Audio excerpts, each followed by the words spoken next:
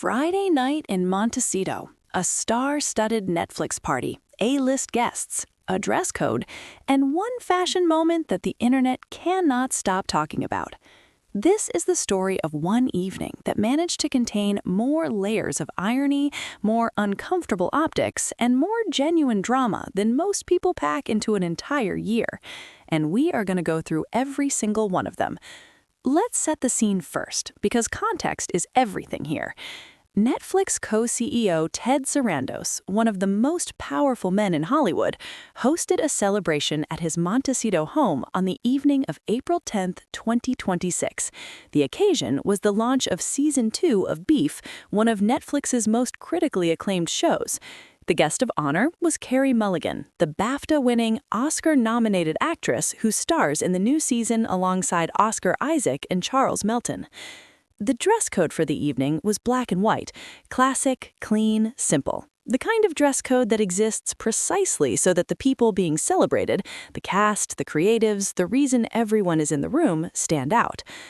Guests who attended included Katy Perry, Orlando Bloom, Justin Trudeau, Nick Kroll, and a room full of Hollywood's most connected names. Everyone, by most accounts, followed the dress code. Almost everyone. Now, before we get to the fashion moment, let's talk about who Carrie Mulligan is, because this matters enormously to the full story. Carrie Mulligan is 40 years old and has spent 2 decades building one of the most respected careers in contemporary cinema. Her breakthrough role in An Education in 2009 earned her both a BAFTA for Best Actress and her first Academy Award nomination. She received a second Oscar nomination for Promising Young Woman. She has worked with some of the greatest directors in the world. She is, by any measure, a serious and significant artist. And just 2 weeks before this party, on March 31, 2026, Carrie Mulligan stood in Windsor Castle and received a CBE from King Charles himself, recognized in the New Year honors for services to drama, one of the most formal acknowledgments the British establishment offers to someone who has genuinely earned it. So on the night of this party, Carrie Mulligan was not just the star of the show being celebrated. She was a woman who had just been personally honored by the King of England, the same royal family that Harry and Meghan walked away from in 2020. Hold that thought, because it becomes relevant very shortly. Now, the fashion. Carrie Mulligan arrived at the Beef Season 2 launch in green, a specific, considered, deliberate shade of green chosen by her styling team for this specific occasion, the launch of her show, her night, her moment. The rest of the room was in black and white.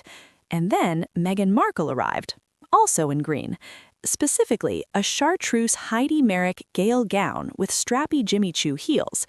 Now, for those who follow Meghan's style closely, and there are millions of people who do, this registered immediately, because Meghan Markle has an extremely well-documented, extremely consistent wardrobe identity.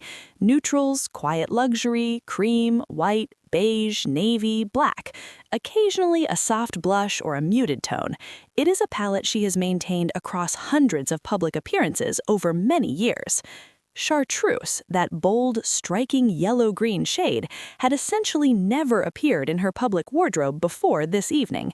So on the one night in recent memory when the guest of honor was wearing green and the rest of the room was in black and white, Meghan Markle chose green for the first time. Fashion journalists went to the archives immediately. The conclusion was consistent. This was not a color she had worn publicly before this evening. Not at royal engagements, not at charity events, not at film premieres or galas, or any of the hundreds of occasions that had been photographed and cataloged over the years. The internet, as you might expect, had thoughts, and social media moved fast. One commenter described it as potentially one of Markle's biggest fashion faux pas to date. Others pointed to the photographs from the evening and noted something that several observers flagged independently. Meghan appeared to be absent from the group photographs taken at the party. The cast, the creatives, the host, all present in the official images of the evening. Meghan notably absent from them. One observer connected those 2 dots directly, suggesting the dress situation may have explained the absence from group shots. Now, let's be fair and precise here. We are reporting what was observed and what commentators said. We are not inside anyone's head. We do not know with certainty why any specific decision was made. What we know is what the photographs show and what people who were there have said. And what they show are two women in green in a room full of black and white, on a night that belonged to one of them. But here is where the story gets genuinely fascinating, because the fashion moment is actually the smallest layer of what happened on April 10th. Let's zoom out. Harry and Meghan's appearance at this party came approximately 3 weeks after Variety, one of the most credible entertainment publications in the world, reported that Netflix had been distancing itself from the couple. The report claimed that Ted Sarandos, who is the Sussex's neighbor in Montecito, had grown tired of the pair. Both the couple and Netflix denied those claims immediately and forcefully. A Netflix spokesperson called the report absolutely inaccurate. Netflix content officer Bella Bajaria said publicly, "Do not believe whatever you read." So Harry and Meghan showing up at a Netflix party hosted by Ted Sarandos 3 weeks after those reports, smiling, photographed with Sarandos, Meghan and the host's wife Nicole Avant holding hands and embracing, that was a very deliberate image, a very deliberate message. We are still here, we are still in good standing. The reports of a falling out were wrong. Whether you read that as smart PR or as something more uncomfortable, the intention was clear, and the execution was visible. Multiple outlets covered the appearance specifically in the context of the Variety report. The headline almost wrote itself: "Couple attends Netflix party amid reports of Netflix tensions." Now, let's add the third layer, because April 10th was also the day the Centobele lawsuit became public. On the same evening that Harry and Meghan were photographed smiling at a Netflix party in Montecito, the news was breaking globally that Centobele, the charity Harry co-founded in honor of Princess Diana, had filed a defamation lawsuit against him in London's High Court. We covered the full lawsuit story in our last video, link is in the description, but the timing here is what matters for tonight's story. Because the images existed simultaneously, Harry and Meghan at a glamorous Hollywood party, and Harry being sued by the charity named after his mother. The contrast was noticed, widely, and commented on extensively. Now, let's talk about Justin Trudeau, because his presence at this party is a detail that deserves a moment. Justin Trudeau and Prince Harry have a history. They have been photographed together multiple times over the years. When Harry and Meghan first left the UK in early 2020, they spent time in Canada, a country whose Prime Minister at the time was Trudeau. There was a warmth there, a sense of alignment between two public figures who both positioned themselves as progressive, modern, anti-establishment in certain ways. That was then. Trudeau is now the former Prime Minister of Canada, having resigned earlier this year following a period of significant political difficulty. He attended this party as a private citizen, a famous one but no longer a head of state. And Harry is no longer a working royal. Two men who both, in their different ways, stepped back from the institutions that defined them, both in the same room, both navigating what comes next.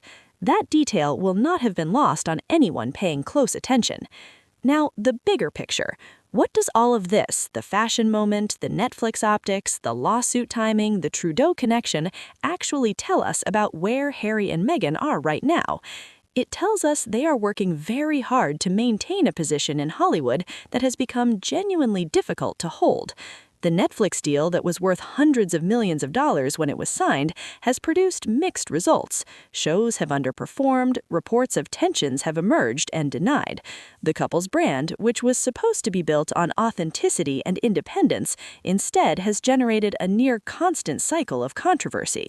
And yet, here they are, at the party, in Montecito, smiling, photographed, present. There is something to be said for that kind of persistence. Depending on your point of view, it reads as remarkable resilience or as an inability to read the room. Both readings have their supporters. Carrie Mulligan, for her part, handled the entire evening with the composure that defines her public persona. She was the star. She was present. She gave her interviews, took her photographs with her cast, represented the show she had committed herself to. She let her work and her presence speak for themselves. She was recently honored by the King. Her show launches Wednesday. Her career is never stronger. And the photographs from Friday night, the ones that matter, the ones that will last, are the ones of Carrie Mulligan, in her green, in her element, on her night. That is the fashion story. That is the Hollywood story. And that is perhaps the deeper story underneath it all. There is a version of this evening that nobody's really talking about, the version where everything was entirely innocent, where a stylist chose a color they loved without knowledge of what anyone else would be wearing, where showing up at a Netflix party was simply two people maintaining a professional relationship with their biggest business partner, where the lawsuit timing was genuinely coincidental and nobody could have predicted it. That version is possible. We are presenting it to you because fairness requires it. And there's another version, where the color was not coincidental, where the party was strategic, where the presence was a performance, where the timing was unfortunate, but the calculation behind it was clear. That version is also possible, and it is the version that social media chose almost unanimously within hours of the photographs appearing. What is true is what the photographs show. Two women in green, one of them the star of the show, one of them absent from the group photos